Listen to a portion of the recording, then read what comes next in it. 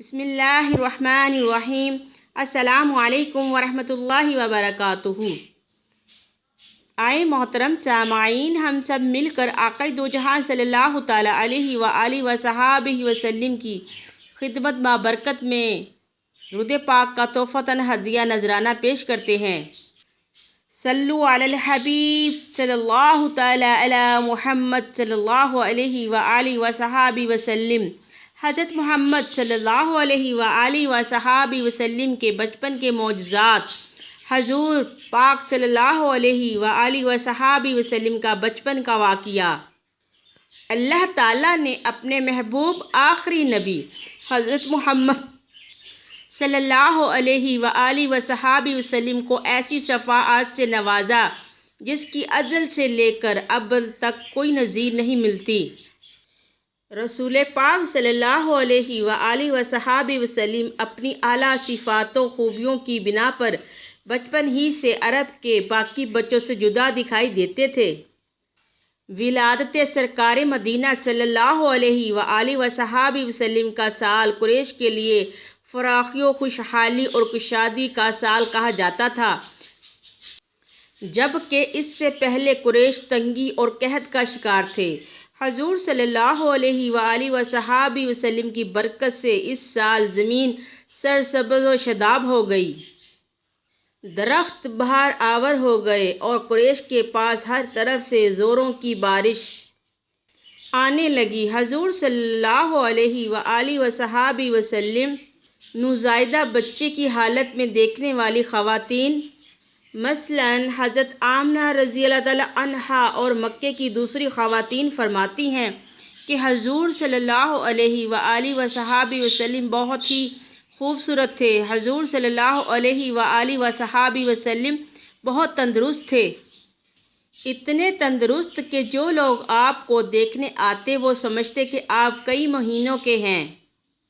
شرفاء عرب کی یہ عادت تھی کہ وہ اپنے بچوں کو دودھ پلانے کے لیے گرد و نواح دیہاتوں میں بھیجتے تھے۔ دیہات کی صاف ستھری آب و ہوا میں بچے کی تندرستی اور جسمانی صحت بھی اچھی ہو جاتی تھی اور وہ خالص عربی زبان بھی سیکھ جاتے تھے۔ حضرت حلیمہ رضی اللہ تعالیٰ عنہا کا بیان ہے کہ میں بنو سعد کی عورتوں کے ہمراہ دودھ پینے والے بچوں کی تلاش میں مکے کو چلی۔ اس سال عرب میں بہت سخت کال پڑا ہوا تھا۔ میری گود میں ایک بچہ تھا، رات بھر وہ بھوک سے تڑپتا اور روتا اور بلبلاتا رہتا تھا اور ہم اس کو بہلانے کے لیے تمام رات بیٹھ کر گزارتے تھے۔ سواری بھی اس قدر لاغر تھی کہ قافلے والوں کے ساتھ نہ چل سکتی تھی۔ بڑی مشکل سے یہ سفر طے ہوا۔ میرے ہمراہی بھی اس سے تنگ آ چکے تھے۔ جب قافلہ مکہ مکرمہ پہنچا تو جو بھی عورت رسول صلی اللہ علیہ وآلہ وصحبہ وسلم کو دیکھتی اور یہ سنتی کہ یہ یتیم ہے تو کوئی عورت آپ کو لینے کے لیے تیار نہیں ہوتی تھی، کیونکہ بچے کے یتیم ہونے کے سبب سے زیادہ انعام و کرام ملنے کی امید نہ تھی۔ ادھر حضرت حلیمہ سعدیہ رضی اللہ عنہا کی قسمت کا ستارہ سریہ سے زیادہ بلند اور چاند سے زیادہ روشن تھا۔ حضرت حلیمہ سعدیہ نے اپنے شوہر حضرت حارث بن عبدالعزیز سے کہا کہ یہ تو اچھا معلوم نہیں ہوتا کہ میں خالی ہاتھ واپس جاؤں، اس سے تو بہتر یہی ہے کہ میں اس یتیم کو لے چلوں۔ ان کے شوہر نے اس کو منظور کر لیا۔ حضرت حلیمہ فرماتی ہیں کہ میں نے جب حضور صلی اللہ علیہ وآلہ وصحبہ وسلم کو پہلی مرتبہ دیکھا کہ حضور علیہ السلام دودھ سے زیادہ سفید اونی کپڑے میں لپٹے ہوئے ہیں اور آپ سے مشک و عنبر کی خوشبوئیں لپٹ رہی ہیں، یعنی بہت خوشبوئیں آ رہی ہیں، آپ کے نیچے سبز حریرہ بچھا ہوا تھا۔ حلیمہ سعدیہ فرماتی ہیں کہ میں نے سوچا کہ آپ کو نیند سے بیدار کر دوں، مگر میں آپ کے حسن و جمال پر فدا ہو گئی۔ پھر میں نے آہستہ سے قریب ہو کر اپنا ہاتھ آپ کے سینے مبارک پر رکھا تو آپ صلی اللہ علیہ وآلہ وسلم نے تبسم فرما کر اپنی چشمیں مبارک کھول دیں اور میری طرف نظر کرم اٹھائی تو آپ کی چشمان مبارک سے ایک نور نکلا جو آسمان تک پرواز کر گیا۔ سبحان اللہ! میں نے آپ صلی اللہ علیہ وآلہ وسلم کی پیشانی پر بوسہ دیا اور اپنی گود میں اٹھا لیا۔ حضرت حلیمہ اس در یتیم کو لے کر آئیں، جس سے صرف حضرت حلیمہ اور حضرت آمنہ رضی اللہ عنہا ہی کے گھر میں نہیں بلکہ کائنات عالم کے مشرق و مغرب میں اجالا ہونے والا تھا۔ یہ اللہ تعالیٰ کا فضل عظیم ہی تھا کہ حضرت حلیمہ سعدیہ رضی اللہ عنہا کی سوئی ہوئی قسمت بیدار ہو گئی اور سرور کائنات صلی اللہ علیہ وآلہ وصحبہ وسلم ان کی آغوش میں آ گئے۔ آپ کی ان کی گود میں آتے ہی برا رحمت کی طرح برکات نبوت کا ظہور شروع ہو گیا۔ اللہ کی رحمت سے حضرت حلیمہ سعدیہ رضی اللہ عنہا نے رحمت عالم صلی اللہ علیہ وآلہ وصحبہ وسلم اور ان کے رضاعی بھائی کو خوب شکن سیر ہو کر دودھ پلایا اور دونوں آرام سے سو گئے۔ ادھر اونٹنی کو دیکھا تو اس کے تھن دودھ سے بھر گئے تھے۔ حضرت حلیمہ سعدیہ کے شوہر نے اس کا دودھ دھویا اور میاں بیوی دونوں نے خوب سیر ہو کر دودھ پیا اور دونوں شکن سیر ہو کر رات بھر سکون اور چین کی نیند سوئے۔ حضرت حلیمہ سعدیہ کا شوہر حضور رحمت عالم صلی اللہ علیہ وآلہ وصحبہ وسلم کی یہ برکتیں دیکھ کر حیران رہ گیا اور کہنے لگا، حلیمہ تم بڑا ہی مبارک بچہ لائی ہو۔ حضرت حلیمہ سعدیہ نے کہا، واقعی مجھے بھی یہی امید ہے کہ یہ نہایت ہی بابرکت بچہ ہے اور اللہ کی رحمت بن کر ہم کو ملا ہے، اور مجھے یہی توقع ہے کہ اب ہمارا گھر خیر و برکت سے بھر جائے گا۔ حضرت حلیمہ سعدیہ فرماتی ہیں کہ میری سواری بہت سست تھی، مگر جب حضور صلی اللہ علیہ وآلہ وصحبہ وسلم ان پر سوار ہوئے تو وہ بہت ہی چست ہو گئی اور اپنی گردن تان کر سارے قافلے کے آگے آگے چلنے لگی۔ جب ہم مکہ کے سامنے پہنچے تو سواری نے 3 سجدے کیے اور اپنا سر آسمان کی طرف اٹھایا اور پھر دوسرے جانوروں سے آگے آگے دوڑنے لگی۔ قافلہ کی عورتیں حیرت زدہ ہو گئیں اور بولیں، اے حلیمہ، کیا تم اسی سواری پر سوار ہو کر آئی تھی؟ اس وقت یہ اتنی سست تھی، یا تم نے کوئی تیز رفتار سواری خرید لی ہے؟ جس جگہ حضرت حلیمہ سعدیہ کا قافلہ قیام کرتا وہ جگہ سرسبز شاداب ہو جاتی۔ حضرت حلیمہ سعدیہ فرماتی ہیں کہ جب میں حضور صلی اللہ علیہ وآلہ وصحبہ وسلم کو لے کر اپنے علاقے کی طرف چلی تو جہاں سے گزرتی تھی وہ سرسبز شاداب ہو جاتا اور ہر درخت حضور صلی اللہ علیہ وآلہ وصحبہ وسلم کو سلام کرتا تھا اور اس کا سایہ آپ کی طرف جھک جاتا تھا۔ سبحان اللہ! حضرت حلیمہ سعدیہ فرماتی ہیں کہ جب ہم حضور صلی اللہ علیہ وآلہ وصحبہ وسلم کو لے کر اپنی آبادی میں پہنچے تو تمام آبادی خوشبو سے مہک اٹھی۔ سبحان اللہ! جیسے مشک کی خوشبو ہو۔ الغرض ہم اپنے گھر پہنچے، وہاں سخت قحط پڑا ہوا تھا، تمام جانوروں کے تھن میں دودھ خشک ہو چکے تھے، لیکن میرے گھر میں قدم رکھتے ہی میری بکریوں کے تھن دودھ سے بھر گئے۔ سرکار صلی اللہ علیہ وآلہ وصحبہ وسلم کی برکت سے سوکھے پودے اور مرجھائی ہوئی ڈالیوں میں یکا یک جان سی پڑ گئی۔ خشک کھیتیاں ہری ہونے لگیں، جیسے کسی نے ان پر آب حیات چھڑک دیا۔ نہ صرف سارا علاقہ سرسبز شاداب ہو گیا بلکہ حضرت حلیمہ سعدیہ کے اونٹ اور بکریاں بھی تعداد میں زیادہ ہو گئیں۔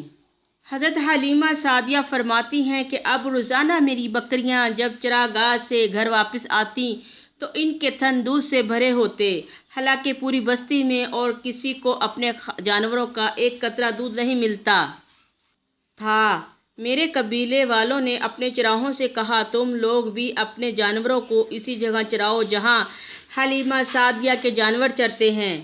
چنانچہ سب لوگ اسی چراگاہ میں اپنے مویشی چرانے لگے۔ جہاں میری بکریاں چرتی تھیں، مگر یہاں تو چراگاہ اور جنگل کا کوئی عمل دخل ہی نہ تھا۔ یہ تو رحمت عالم صلی اللہ علیہ وآلہ وصحبہ وسلم کے برکات نبوت کا فیض تھا، جس کو میں اور میرے شوہر کے سوا میری قوم کا کوئی شخص نہیں سمجھ سکتا تھا۔ حضرت حلیمہ سعدیہ فرماتی ہیں کہ جب تک آپ ہمارے گھر میں رہے، آپ کے چہرے مبارک کے نور سے میرا گھر ہمیشہ روشن اور درخشاں رہتا تھا۔ جب مجھے اندر جانے کی ضرورت ہوتی تو آپ کے نور سے اندھیری کوٹھڑی روشن ہو جاتی، اور جو چیز مجھے درکار ہوتی میں بلا تکلف اس روشنی سے حاصل کر لیتی تھی۔ حضرت حلیمہ سعدیہ فرماتی ہیں کہ حضور صلی اللہ علیہ وآلہ وصحبہ وسلم کا جھولا کبھی ہمارے ہلانے کا محتاج نہ ہوا۔ آپ صلی اللہ علیہ وآلہ وصحبہ وسلم جب جھولے میں ہوتے تھے تو حلیمہ سعدیہ یا گھر کے کسی دوسرے فرد کو کبھی جھولا جھلانے کی ضرورت نہ پڑتی تھی، بلکہ آپ کا جھولا خود بخود جھولتا رہتا تھا۔ فرشتے حضور صلی اللہ علیہ وآلہ وسلم کے جھولے کو جھلاتے تھے۔ سبحان اللہ۔ حضور صلی اللہ علیہ وآلہ وصحبہ وسلم کی چچا حضرت زبیر بن عبد المطلب حضور صلی اللہ علیہ وآلہ وسلم کو گود میں اٹھا کر لوریاں دیتے تھے۔ حضور صلی اللہ علیہ وآلہ وصحبہ وسلم اپنے بچپن میں اپنے جھولے میں لیٹے ہوتے تو چاند کی طرف راغب ہوا کرتے تھے اور اکثر اس سے باتیں کیا کرتے تھے۔ جب حضور صلی اللہ علیہ وآلہ وصحبہ وسلم چاند کی طرف انگلی اٹھا کر اشارہ فرماتے تو چاند حضور صلی اللہ علیہ وآلہ وصحبہ وسلم کی مقدس معطر انگلی مبارک کے اشارے سے حرکت کرتا تھا۔ حضرت عباس بن عبد المطلب سے نقل کرتے ہیں، انہوں نے حضور صلی اللہ علیہ وآلہ وصحبہ وسلم سے عرض کیا، یا رسول اللہ صلی اللہ علیہ وآلہ وصحبہ وسلم، مجھے اس بات نے ایمان لانے پر مجبور کیا کہ آپ بچپن میں چاند سے گفتگو فرمایا کرتے تھے اور آپ جدھر اشارہ فرماتے تھے چاند ادھر ہی ہو جاتا تھا۔ بچوں کی عادت کے مطابق کبھی بھی آپ صلی اللہ علیہ وآلہ وصحبہ وسلم نے کپڑوں میں بول و براز نہیں فرمایا، بلکہ ہمیشہ ایک معین وقت پر رفع حاجت فرماتے۔ بنی سعد کے لوگوں میں سے کسی کے جسم میں کوئی بیماری پیدا ہوتی تو وہ شخص آپ کا دست مبارک اپنی بیماری کی جگہ پر رکھتا اور اسے فوراً شفا ہو جاتی۔ صرف انسان ہی نہیں بلکہ کوئی اونٹ یا بکری بیمار ہو جاتی تو آپ کے دست مبارک سے اسے بھی فیض ہو جاتا، یعنی شفا مل جاتی۔ حضرت حلیمہ سعدیہ آپ کا بہت خیال رکھتی تھیں۔ ایک روز قدرے غفلت ہو گئی تو آپ اپنی رضائی بہن شیمہ کے ساتھ دوپہر کے وقت ریوڑ کی طرف نکل گئے۔ حضرت حلیمہ بے قرار ہو گئیں اور فوراً تلاش میں نکلیں۔ جب بہن کے ساتھ دیکھا تو ان کی جان میں جان آئی۔ بیٹی پر ناراض ہوئیں کہ اتنی سخت دھوپ میں انہیں لے کر کیوں آئی ہو؟ شیمہ نے جواب دیا، امی جان، میرا بھائی کو دھوپ نے کچھ نہیں کہا، بادل ان پر مسلسل سایہ فغن رہا، جب یہ ٹھہرتے تھے تو وہ بھی ٹھہر جاتا اور جب یہ چلتے تو وہ بھی چل پڑتا تھا، یہاں تک کہ ہم یہاں پہنچ گئے۔ حضرت حلیمہ سعدیہ فرماتی ہیں کہ اللہ تعالیٰ حضور صلی اللہ علیہ وآلہ وصحبہ وسلم کی برکات سے ہمیں مستفید کرتا رہا، یہاں تک کہ حضور صلی اللہ علیہ وآلہ وصحبہ وسلم 2 برس کے ہو گئے اور میں نے آپ کا دودھ چھڑا دیا۔ آپ اس تیزی سے بڑھ رہے تھے کہ اس تیزی سے عام طور پر بچے نہیں بڑھا کرتے۔ اس طرح آپ 2 سال میں ہی خوب بڑے ہو گئے اور کھانے پینے لگے۔ ہم حضور صلی اللہ علیہ وآلہ وصحبہ وسلم کو لے کر حضرت آمنہ رضی اللہ عنہا کے پاس آئے اور انہوں نے حسب توفیق ہمیں انعام و کرام سے نوازا۔ ہم آپ کو حضرت آمنہ رضی اللہ عنہا کے پاس لے تو آئے مگر دل سے ہم انہیں اپنے پاس رکھنے کے خواہش مند تھے، کیونکہ ہم نے حضور صلی اللہ علیہ وآلہ وصحبہ وسلم کی بہت سی برکات کا مشاہدہ کیا تھا۔ گو قاعدے کے مطابق اب ہمیں رحمت عالم صلی اللہ علیہ وآلہ وسلم کو اپنے پاس رکھنے کا کوئی حق نہیں تھا، مگر آپ صلی اللہ تعالیٰ علیہ وآلہ وصحابہ وسلم کی برکات نبوت کی وجہ سے ایک لمحے کے لیے بھی ہمیں آپ صلی اللہ علیہ وآلہ وصحابہ وسلم کی جدائی گوارا نہیں تھی۔ عجیب اتفاق کی بات ہے کہ اس سال مکہ معظمہ میں وبائی بیماری پھیلی ہوئی تھی، چنانچہ ہم اس وبائی بیماری کا بہانہ کر کے رحمت عالم صلی اللہ علیہ وآلہ وصحابہ وسلم کو حضرت بی بی آمنہ رضی اللہ تعالیٰ عنہا کی رضامندی سے واپس اپنے گھر لے آئے، اور ہمارا گھر پھر سے رحمتوں اور برکتوں کی جنت بن گیا، اور آپ صلی اللہ علیہ وآلہ وصحابہ وسلم ہمارے پاس نہایت خوش و خرم ہو کر رہنے لگے۔ حلیمہ سعدیہ کے گھر رہنے کے دوران جب حضور صلی اللہ علیہ وآلہ وسلم بڑے ہوئے اور بچوں کو کھیلتے ہوئے دیکھتے، مگر خود ہمیشہ ہر قسم کے کھیل کود سے علیحدہ رہتے، جب لڑکے آپ کو کھیلنے کے لیے بلاتے تو حضور صلی اللہ علیہ وآلہ وصحابہ وسلم فرماتے کہ میں کھیلنے کے لیے پیدا نہیں کیا گیا۔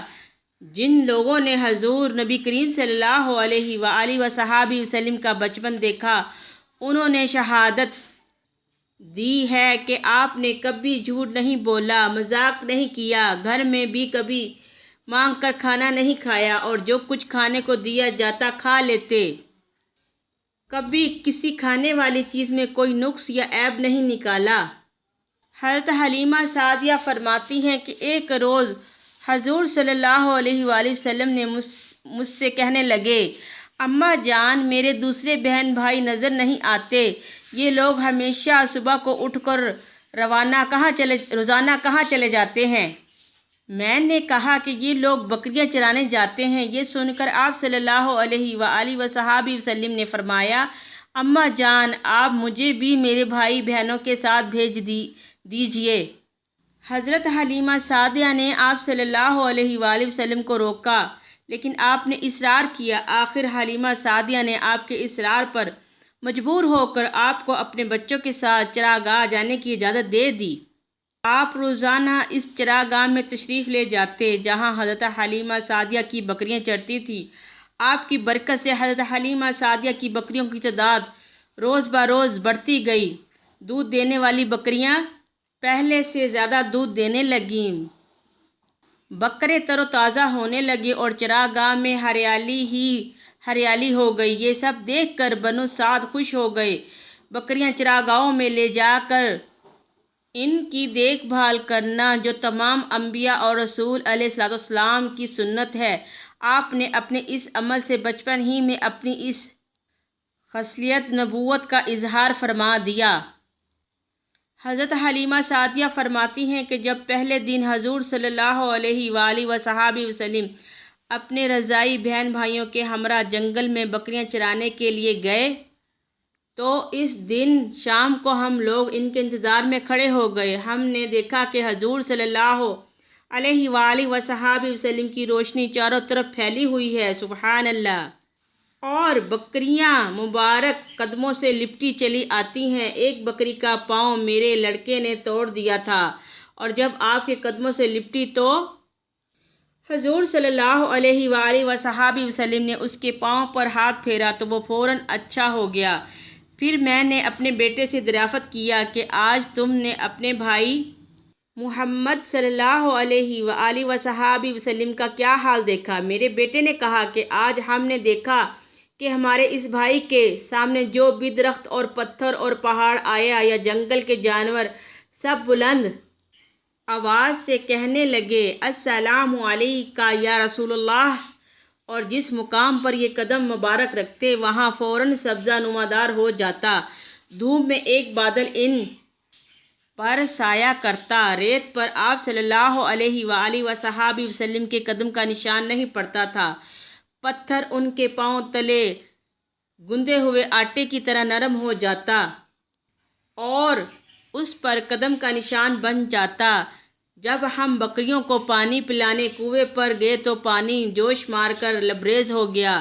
حضرت حلیمہ سعدیہ فرماتی ہیں کہ میں نے بچوں سے کہا کہ اس بات کا ذکر کسی سے نہ کرنا۔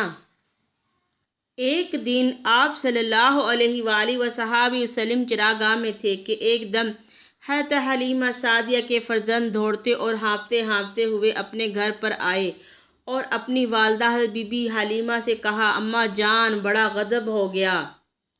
محمد صلی اللہ علیہ وآلہ وصحابہ وسلم کو 3 آدمیوں نے، جو بہت ہی سفید لباس پہنے ہوئے تھے، چت لٹا کر ان کا شکن پھاڑ ڈالا ہے اور میں اسی حالت میں ان کو چھوڑ کر بھاگا ہوا آیا ہوں۔ یہ سن کر حضرت حلیمہ سعدیہ اور ان کے شوہر دونوں بدحواس ہو کر گھبرائے ہوئے دوڑ کر جنگل میں پہنچے تو دیکھا آپ صلی اللہ علیہ وآلہ وصحابہ وسلم بیٹھے ہوئے ہیں، مگر خوف و ہراس ان سے چہرہ زرد اور اداس ہے۔ حضرت حلیمہ سعدیہ کے شوہر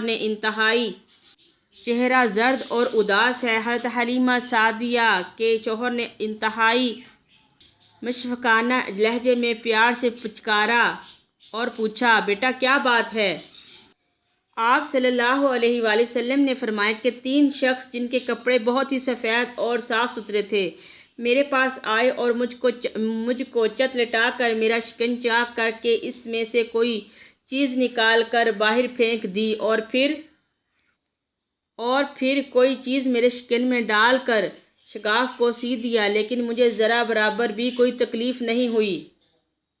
یہ ماجرا سن کر حضرت حلیمہ سعدیہ اور ان کے شوہر دونوں بے حد گھبرائے اور شوہر نے کہا، اے حلیمہ، مجھے ڈر ہے کہ ان کے اوپر شاید کوئی آسیب کا اثر ہے، لہٰذا بہت جلد تم ان کو ان کے گھر والوں کے پاس چھوڑ آؤ۔ اس کے بعد حضرت حلیمہ آپ کو لے جا کر مکہ مکرمہ چھوڑ آئیں، کیونکہ ان کو اس واقعے سے بہت خوف پیدا ہو گیا تھا کہ شاید اب ہم ان کی حفاظت نہ کر سکیں گے۔